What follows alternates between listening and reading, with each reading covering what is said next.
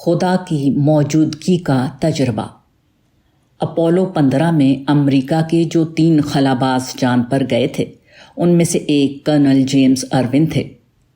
انہوں نے ایک انٹرویو میں کہا کہ اگست 1972 کا وہ لمحہ میرے لیے بڑا عجیب تھا جب میں نے چاند کی سطح پر قدم رکھا۔ میں نے وہاں خدا کی موجودگی کو محسوس کیا۔ انہوں نے کہا کہ میری روح پر اس وقت وجدانی کیفیت طاری تھی اور مجھے ایسا محسوس ہوا جیسے خدا بہت قریب ہو۔ خدا کی عظمت مجھے اپنی آنکھوں سے نظر آ رہی تھی۔ چاند کا سفر میرے لیے صرف ایک سائنسی سفر نہیں تھا بلکہ اس سے مجھے روحانی زندگی نصیب ہوئی۔ ٹریبیون، 27 اکتوبر 1972۔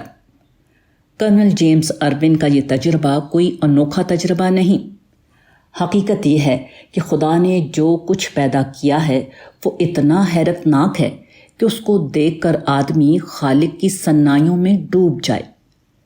تخلیق کے کمال میں ہر آن خالق کا چہرہ چھلک رہا ہے، مگر ہمارے گرد و پیش جو دنیا ہے اس کو ہم بچپن سے دیکھتے دیکھتے عادی ہو جاتے ہیں۔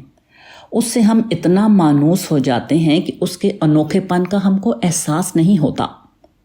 ہوا، پانی، درخت اور چڑیا، غرض جو کچھ بھی ہماری دنیا میں ہے سب کا سب حد درجہ عجیب ہے۔ ہر چیز اپنے خالق کا آئینہ ہے، مگر عادی ہونے کی وجہ سے ہم اس کے عجوبہ پن کو محسوس نہیں کر پاتے۔ مگر ایک شخص جب اچانک چاند کے اوپر اترا اور پہلی بار وہاں کے تخلیقی منظر کو دیکھا تو وہ اس کے خالق کو محسوس کیے بغیر نہ رہ سکا۔ اس نے تخلیق کے کارنامے میں اس کے خالق کو موجود پایا۔ ہماری موجودہ دنیا میں جس میں ہم رہتے ہیں یہاں بھی خدا کی موجودگی کا تجربہ اسی طرح ہو سکتا ہے جس طرح چاند پر پہنچ کر کرنل ارون کو ہوا، مگر لوگ موجودہ دنیا کو اس استعجابی نگاہ سے نہیں دیکھ پاتے جس طرح چاند کا ایک نیا مسافر چاند کو دیکھتا ہے۔ اگر ہم اپنی دنیا کو اس نظر سے دیکھنے لگیں تو ہر وقت ہم کو اپنے پاس خدا کی موجودگی کا تجربہ ہو۔